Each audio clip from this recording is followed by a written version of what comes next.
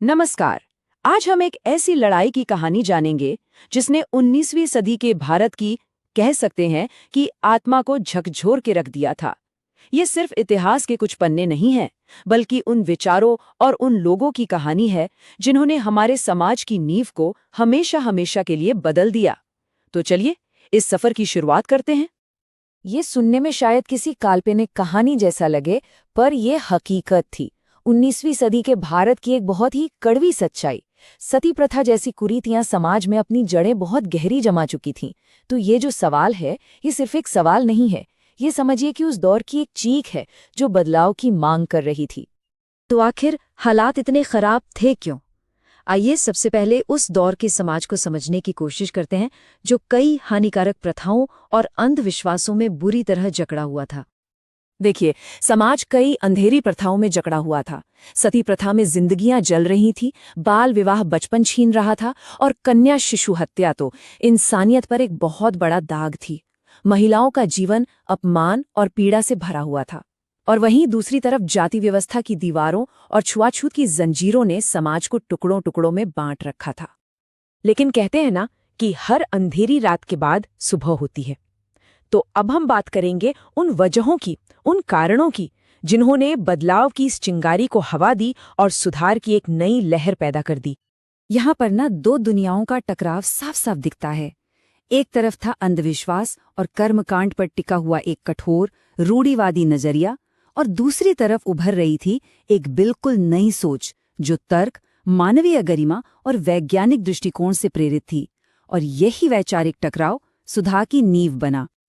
तो ये बदलाव आया कैसे? सबसे पहले तो पश्चिमी शिक्षा ने लोगों को सवाल पूछना सिखाया। भाई, ये क्यों होता है? क्या ये सही है? फिर आया प्रिंटिंग प्रेस, जिसकी वजह से नए विचार बहुत तेजी से फैलने लगे। और इन सब के बीच एक पढ़े लिखे मध्य वर्ग का उदय हुआ, जिसने सदियों पुरानी परंपराओं पर सवाल उठाना शुरू कर दिया। अब मिलते हैं उन साहसी नायकों से जिन्होंने महिलाओं की मुक्ति के लिए एक बहुत बड़ी लड़ाई लड़ी। ये वो लोग थे जिन्होंने पूरे समाज के खिलाफ खड़े होने की हिम्मत दिखाई थी। और इस लड़ाई की शुरुआत करने वाले सबसे महत्वपूर्ण व्यक्तियों में से एक थे राजा राम मोहन राय। उन्हें सही मायनों में आधुनिक भारत का निर्माता और भारतीय पुनर्जागरण का जनक भी कहा जाता है। सती प्रथा के खिलाफ राजा राम मोहन रॉय की लड़ाई का जो सार है ना, वो इसी एक वाक्य में है। उन्होंने रूढ़िवादियों को उन्हीं के हथियार से जवाब दिया। शास्त्रों का गहरा अध्ययन करके उन्होंने ये साबित किया कि ये प्रथा धर्म का हिस्सा नहीं, बल्कि एक क्रूर सामाजिक बुराई है। उनका तर्क बिल्कुल सीधा और अचूक था। ये परंपरा नहीं, ये हत्या है। और देखिए, उनकी मेहनत रंग लाई। उन्होंने लोगों को जागरूक करने के लिए आत्मीय सभा और ब्रह्म समाज जैसे संगठन बनाए। उनके लगातार अभियानों का ही नतीजा था कि 1829 में लॉर्ड विलियम बेंटिक ने सती प्रथा को गैर कानूनी घोषित कर दिया। ये एक बहुत बड़ी एक ऐतिहासिक जीत थी। एक और महान सुधारक थे ईश्वरचंद्र विद्यासागर। उन्होंने अपना पूरा जीवन विधवाओं की स्थिति को सुधारने और विधवा पुनर्विवाह के लिए ही समर्पित कर दिया। राजा राममोहन राय की ही तरह विद्यासागर ने भी रूढ़िवादी ताकतों का सामना करने के लिए प्राचीन ग्रंथों का ही सहारा लिया।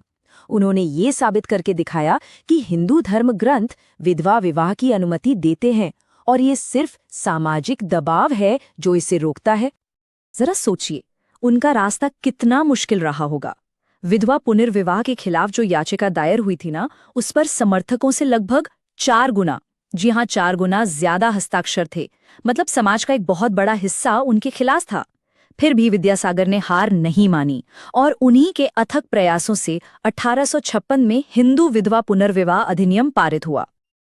अब बात करते हैं ज्योतिराव और सावित्रीबाई फूले की। वो दंपत्ति जिन्होंने ये समझा कि महिलाओं के उत्थान का असली रास्ता सिर्फ और सिर्फ शिक्षा से होकर ही जाता है। साल 1848 एक ऐतिहासिक साल था।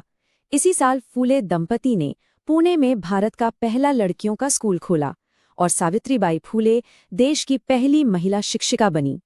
उन्होंने शिक्षा की एक ऐसी क्रांति की शुरुआत की जिसने लाखों लड़कियों के लिए सम्मान का दरवाजा खोल दिया। ये जो स्लाइड है, ये उन कानूनी जीतों का एक सारांश है जो दशकों के संघर्ष के बाद हासिल हुई थीं। ये सिर्फ कानून नहीं थे, बल्कि सामाजिक सोच पर एक गहरी चोट थे। हर एक अधिनियम ने महिलाओं के लिए समानता का एक नया दरवाजा खोला। अच्छा, महिलाओं के अधिकारों के साथ साथ एक और बहुत बड़ी और उतनी ही मुश्किल लड़ाई लड़ी जा रही थी। ये लड़ाई थी सदियों पुरानी कठोर जाति व्यवस्था और छुआछूत के खिलाफ। इस लड़ाई में भी कई नायक उभरे। महाराष्ट्र में ज्योतिराव फुले ने सत्यशोधक समाज की स्थापना की, जिसका मकसद निचली जातियों को ब्राह्मणवादी वर्चस्व से आज़ाद कराना और शिक्षा के जरिए उनके अधिकारों के लिए उन्हें जागरूक करना था। वहीं दक्षिण भारत में श्री नारायण गुरु ने एक जाति, एक धर्म, एक ईश्वर का एक बहुत ही शक्तिशाली नारा दिया। इस नारे ने केरल में जातिगत भेदभाव की जड़ों पर सीधा प्रहार किया और मानव गरिमा को सबसे ऊपर रखा। तो इन सभी आंदोलनों का कुल मिलाकर असर क्या हुआ? चलिए अब ये समझते हैं कि इन सामूहिक कोशिशों की स्थायी विरासत क्या रही। इन सभी आंदोलनों को एक साथ मिलाकर भारतीय पुनर्जागरण कहा जाता है। ये एक ऐसा दौर था जब भारत अपनी जड़ों को फिर से खोज रहा था और उन्हें आधुनिक विचारों के साथ जोड़कर एक बेहतर भविष्य की नींव रख रहा था। इन आंदोलनों का असर सिर्फ सामाजिक सुधार तक ही सीमित नहीं था। इन्होंने पहली बार एक भारतीय होने की चेतना जगाई। इन्होंने लोगों को धर्म और जाति से ऊपर उठकर एक राष्ट्र के रूप में सोचना सिखाया। वैज्ञानिक सोच और तर्क को बढ़ावा देकर इन्होंने उस आधुनिक भारत की नींव रखी जो आज हम देखते हैं। ये बात समझनी बहुत जरूरी है। इन सुधारकों का लक्ष्य पश्चिम की नकल करना नहीं था, बिल्कुल नहीं। वे आधुनिकीकरण चाहते थे, जिसका मतलब था अपने ही सांस्कृतिक मूल्यों में सुधार करके समाज को अंदर से मजबूत बनाना। 19वीं सदी के सुधारकों ने हिम्मत दिखाई और जो गलत था उस पर सवाल उठाया। ये बात हमें सोचने पर मजबूर करती है कि आज हमारे समाज में ऐसी कौन सी बातें हैं जिन पर सवाल पूछने और जिन्हें बदलने की ज़रूरत है। क्योंकि इतिहास हमें सिर्फ अतीत नहीं सिखाता, बल्कि भविष्य के लिए रास्ता भी दिखाता है।